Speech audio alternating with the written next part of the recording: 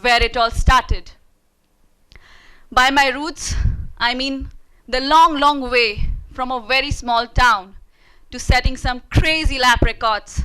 I, Kalyani Potekar, is here in front of you to talk about my journey, onwards and upwards. Firstly, being born in an educational background and taking motorcycle racing as a career is a huge step. Also, being the elder one, everyone expects you to be a responsible one and the one to carry on the family legacy. I think that was one moment when I had to think a lot about what I wanted to do with my life. And I think I was fortunate to have my dad understanding me, as he was a motocross racer and the only son of the family. He has faced it too, and he had to sacrifice his dreams to continue the family business. I, on the other hand, grew up watching him race. The way he talked about his early days and crazy rides. I think that was one moment when I realized how much he misses that life. And I think that was the point when I decided to continue the legacy long left behind on the tracks for my father. Talking about my father, he used to take me to the racetrack ever since I was in my mom's belly, and I have seen more bikes and tracks than a baby girl has seen Barbies. But the adventure doesn't end here. As I grew up, I was everywhere. One day I'm mountaineering and the other skiing down a mountain. Someday I'm riding a horse and the other a motorcycle. I think that's exactly how we all get attracted to different activities while growing up. Usually, a kid at an early age starts with, oh, I want to be a doctor, engineer, or a teacher, and ends up being something else. So I think we all go through this phase of life where we think about a lot of what ifs. For example, what if I do not get good marks? What if I do not get good college? What if I'm not able to fulfill my parents' expectation? And the most important, what if even after doing all of it, I don't feel happy? Can I do it? What if I can't? I faced that what if when I graduated with a bachelor's degree in physics and photography. Yes, you heard me right. I wanted to be a photographer too. But the twist is here. When I was at college, I had a 150cc motorcycle for my daily commute, and I was the only girl going on a bike, and of course, all the biker gangs welcomed me. I started my weekend rides with them. Some of my friends also helped me to improve my basics. And as soon as I started going out in the group, I got to know more about the industry. Soon after a few months, I participated in my first event. That was Raid Day Himalaya, considered as one of the toughest and highest rally raids in the world. I finished my college, came back to my hometown, where my parents were still expecting me to take startup of the photography studio. But looks like I was still wearing my helmet while they talked about the studio. I was not the one to listen to them. All I wanted to do was to ride my motorcycle. So I started looking for opportunities, and by opportunity, anything related to motorcycles, a job, a course, or whatever. And that is how I came across a reality show by MTV, Chase the Monsoon. I auditioned for it and I was selected. And I had a crazy experience riding across different states from Jaisalmer to Kathmandu, covering some 4,000 plus kilometers in 28 days, exploring different language, food, culture, meeting crazy people. All these experiences made me realize one thing, be it riding on the roads or racing on the tracks. The sport is predominantly dominated by men, and surviving in a male-dominated sport is not easy. There were lots of ups and downs, of course more downs than ups, and there were not much awareness and opportunities for women in motorsports. Not at least when I started riding 13 years back. Sometimes you don't have these opportunities. Sometimes you really need to push your limits and create those opportunities for yourself. Here I have a question for all the female audience especially. How many of you drive? You can raise your hands. Or ride a scooter, motorcycle, whatever. You do. That's a good number. Wow. But do you remember long back there was a time when women couldn't drive? It was more of a men's thing. There were no female drivers or riders. But today it's very common. It's normal. The same goes for racing.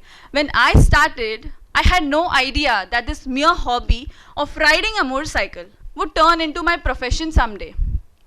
I had no clear path and I was absolutely clueless. There was lack of awareness, resources and proper guidance. And then there were people who doubted my caliber and of course the society who judged me for the choices I made.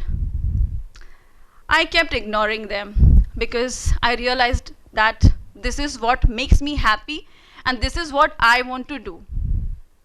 So I kept ignoring and I started looking for more opportunities. I always wanted to grow. I always wanted to excel. And for me, I never think someone else as my competition. For me, it's always me versus me. I realized that opportunities and obstacles always go hand in hand. And we all have bad days. Nobody is perfect. Not me, not you, none of us. And it's okay to fail because failure is normal and important too. It's part of the process. There's no shortcut to success. You need to fail in order to succeed. And even in a bad situation, there is always a positive side. It's about how you look at it. Remember one thing, the harder the battle, the sweeter the victory.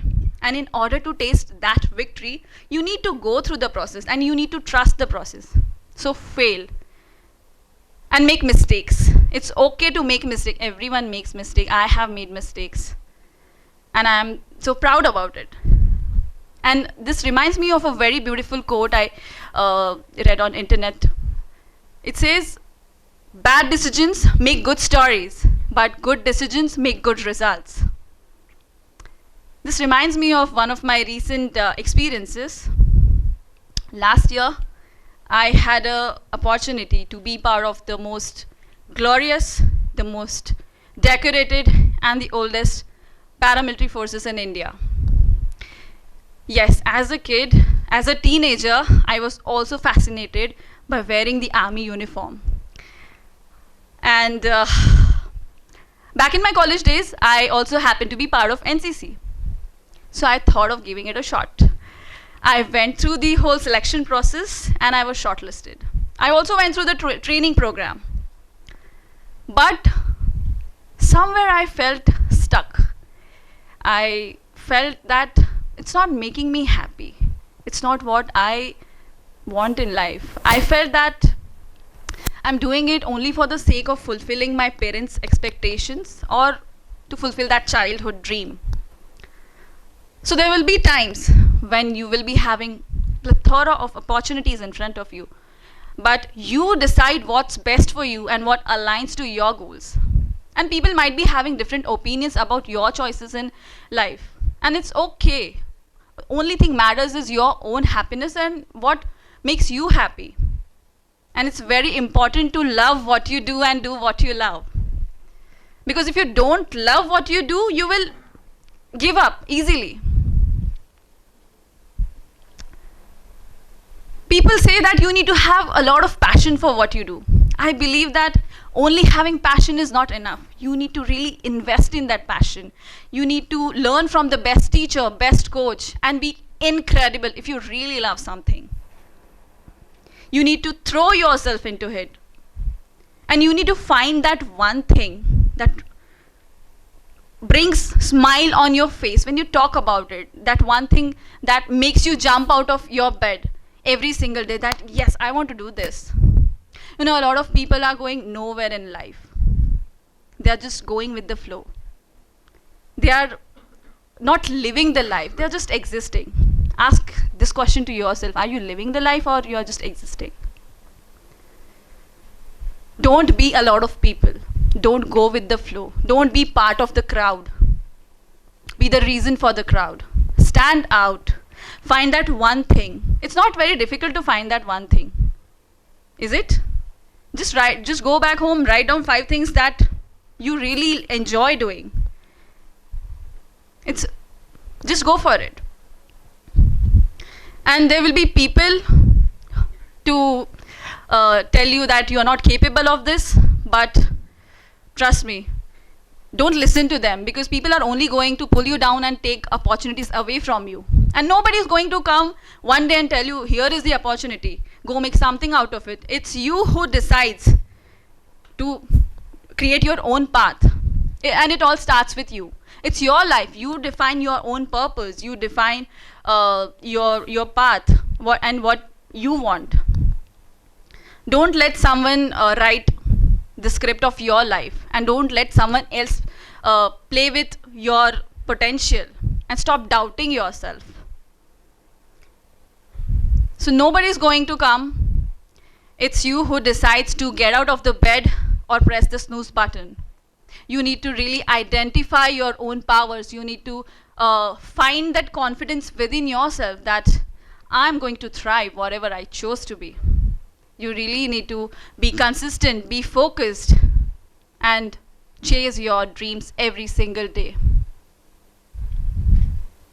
And trust me guys, it's amazing when you accomplish something you really want.